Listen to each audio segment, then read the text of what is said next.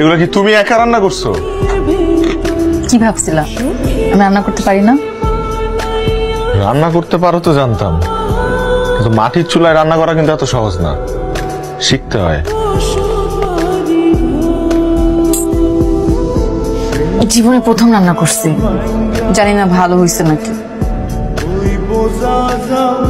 এই রান্না যদি ভালো না হয় তো পৃথিবীর কোনো রান্নাই ভালো না।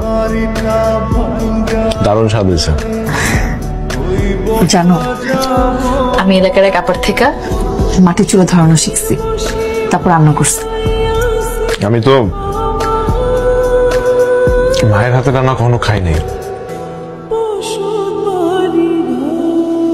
আমি জানি না মায়ের হাতে রান্নার স্বাদ কেমন, কিন্তু আমার মনে হয় যে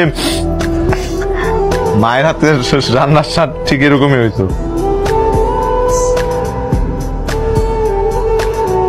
তুমি তো চিঠি লিখে আমার প্রেমে ফেলাইছো, তাই আমি তোমার একটু রান্না করে ভালোবাসা দিতেছি। তুমি যে আমার লুকায় লুকায় চিঠি লিখতাম, আর আমিও তো উত্তর দিতাম চিঠি লিখা, কত কষ্ট করে যে তোমার কাছে পৌঁছাইতাম। জানো, চিঠিগুলো কিন্তু আমার কাছে এখনো জমা আছে বাসায়।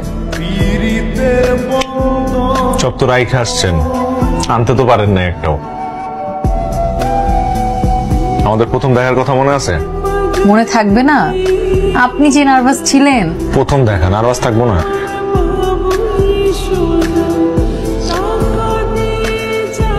তুমি আর চাচা আমাদের এলাকা ছেড়ে না আসলেই পারতেন। না এর সাথে উপায় ছিল না, হুট করে আব্বা অসুস্থ হয়ে গেল, তারপর জমি জমার ঝামেলা। এখানে এসব তো অত একটা লাভও হয় নাই, আব্বারই তো বেশি দিন বাঁচায় রাখতে পারলাম না। তবে দেখো,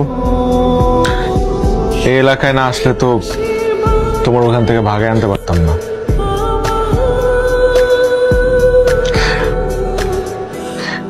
সারাদিন অনেক কষ্ট করছো, আসো একটু খাওয়াই দিই।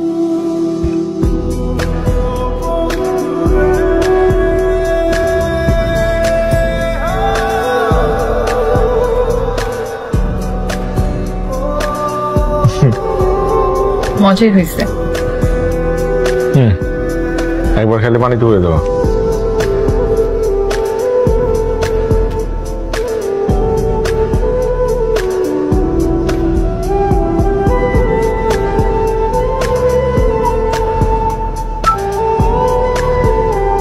আচ্ছা, আমি যদি কখনো হারায় যাই, তুমি কতদূর খুঁজবা আমারে?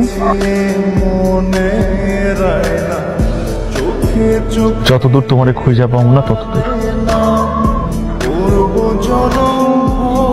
যদি মারা যাই? কি হয়েছে তোমার? কি বলতেছো?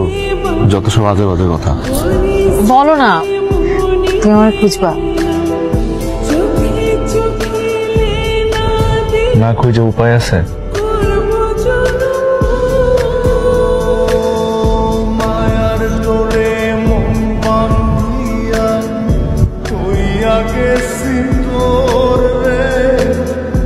আচ্ছা, যদি এমন কখনো হয় যে তুমি আসো আমি নাই, কি করবে তুমি? তাহলে আমিও থাকবো। আমি তোমার ছাড়া আমি একটা মুহূর্ত বাঁচবো না। আল্লাহ যেন আমাদের মৃত্যু একসাথে লিখে রেখে।